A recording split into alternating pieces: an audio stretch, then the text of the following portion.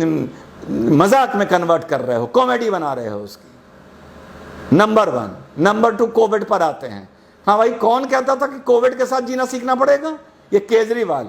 और जब केजरीवाल ने ये बोला था तो मैंने क्या कहा था? कोविड के साथ मैं जीना कभी नहीं सीख पाऊंगा, इसको हराना पड़ेगा। पर बहुत से लोग चुप रहे। क्यों चुप रहे? क्योंकि केजरीवाल जो भाषा बोल रहा था, माफ करिएगा, वही भाषा सेंट्रल गवर्नमेंट बोल रही थी। क्या ये कौन सा तरीका था कोविड के साथ जिलाओ? अब जियो दिल्ली में कोविड के साथ, जियो, दिमाग ठिकाने आ गए। कल का बयान देख लिया, 5 लाख हो जाएंगे, 3 लाख हो जाएंगे, 1.5 लाख बेड चाहिए, 1 लाख बेड चाहिए, 6,000 बेड में छींके आ गई। मुख्यमंत्री दिल्ली का झूठ बोल रहा है। मुकदमा होना चाहिए, सुप्रीम कोर्ट को सुओ मोटो कॉग्निजेंस लेना चाहिए। 20 दिन पहले बोल रहा था 50,000 पेशेंट्स को हम हैंडल करने के लिए तैयार हैं। 20 दिन बाद कह रहा है 3,000 बेड है और 250 हमारे पास वेंटिलेटर हैं। बाकी लोग कहाँ हैं? घर पर हैं। इस हिसाब से तो अगर मैं वहां का मुख्यमंत्री होता तो मैं कहता मैं 10 लाख पेशेंट्स को हैंडल करने के लिए तैयार हूं।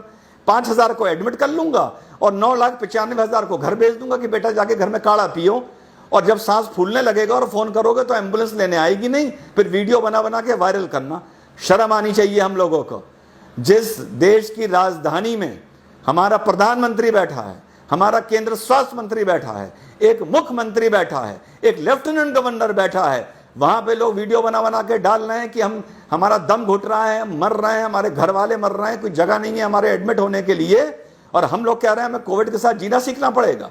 अब लोग कहेंगे फेडरल स्ट्रक्चर, वो राज्य है, वो केंद्र का जिम्मा नहीं है, वो इसका जिम्मा नहीं है। अरे किसी का जिम्मा हो, जिसके घर में कोविड आया होता है ना, और उसका बाप या उसका बच्चा या उसके बीवी मर रही होती है, और वो जब अस्पताल में फोन करता है तो उसको ये नहीं पता होता ये सेंट्रल गवर्नमेंट का अस्पताल है या स्टेट गवर्नमेंट का अस्पताल है, केजरीवाल के अंडर आता है या लेफ्टिनेंट गवर्नर के अंडर आता है।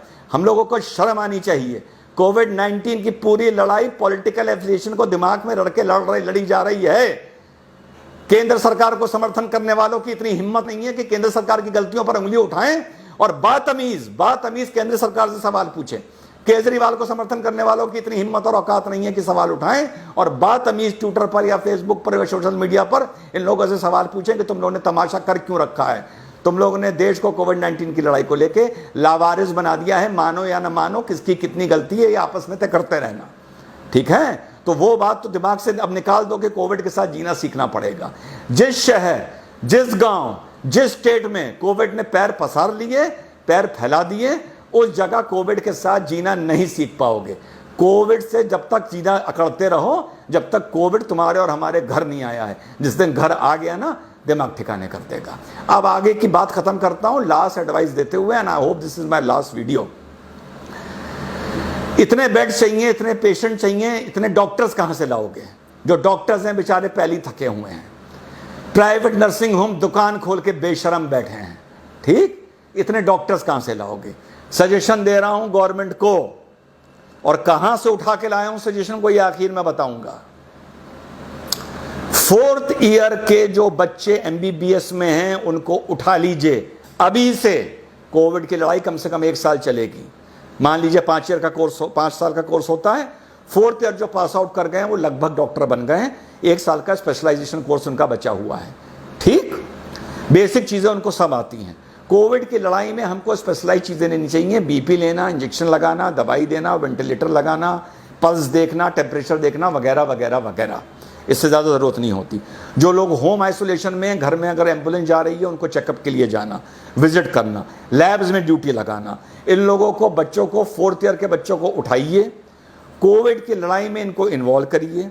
बीच की पढ़ाई इनकी 4th ईयर के बाद ब्रेक करिए। अभी जो सेशन शुरू हो रहा है, एक झटके में हिंदुस्तान में हजारों डॉक्टर खड़े हो जाएंगे। अलग अलग इनकी ड्यूटी लगाइए। साल भर के बाद, आफ्टर 1 ईयर मीन्स जून 2021 में ये अपने कोर्सेज को कंप्लीट करने के लिए उससे फिर से ज्वाइन करेंगे। और जो ये 2021 में पास आउट होते हैं, अब ये 2022 में पास आउट होंगे। इस दौरान आप इनको जो भी नाम देना चाहें वो दीजिए, जो अच्छा रिस्पेक्टेबल स्टाइपेंड देना चाहें वो दीजिए। जब ये 2021 में अपने जूनियर बैच को ज्वाइन करेंगे और 2022 में पास आउट होके निकलेंगे, 2021 में पास आउट होना चाहिए था अगर 2020 से लास्ट ईयर शुरू होता, समझिएगा मेरी बात। पास आउट होके निकलेंगे, लेकिन इनको डीम्ड पास आउट इन 2021 ही माना जाएगा। Deemed is a legal term, it is a constitutional term. Deemed pass out 2021, actual pass out 2022। और जब ये पास आउट होके निकलेंगे तो इनके पास 1 साल का देश सेवा का एंड गवर्नमेंट जॉब का उस टाइम एक्सपीरियंस होगा। So they will have an experience of 1 year. जो मेडिकल रेगुलेशन बोलता है कि आपको 1 साल गवर्नमेंट के लिए काम करना पड़ेगा, plus they will have a degree and plus and later of certificate of appreciation and a medal of appreciation, जो पूरी जिंदगी इन लोगों के काम आएगा। एक झटके में हम इस देश में हजारों डॉक्टर 1 महीने की ट्रेनिंग के बाद खड़े कर सकते हैं। ना उनका ईयर वेस्ट होगा, उनके फेदर इन द कैप लगेगा, उन्हें देश सेवा का मौका मिलेगा। हमारे डॉक्टर्स की हेडेक खत्म हो जाएगी, नंबर ऑफ डॉक्टर्स की। वो हमारे मेन डॉक्टर्स को मौके पे सब्स्टिट्यूट कर सकते हैं, ताकि हमारे जो मेन डॉक्टर्स हैं वो टायर आउट ना कर जाएं, वो फटीक आउट ना कर जाएं। ये आइडिया मेरे दिमाग में कहां से आया? ये काम किया था ब्रिटेन ने वर्ल्ड वॉर 1 में। 4th ईयर MBBS के बच्चों को उठा के 1 महीने की ट्रेनिंग दे के अलग अलग शहरों में उन लोगों को डिप्यूट कर दिया गया था। और पास आउट होने के बाद जो भी कॉमनवेल्थ था, उनकी कॉलोनीज थी, और 1 साल का उन्होंने शायद इनसे वर्क मांगा था।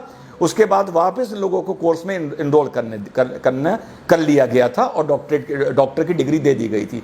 ये बात मुझे कैसे पता? मेरे दादाजी ब्रिस्टल मेडिकल कॉलेज इंग्लैंड से MBBS कर रहे थे।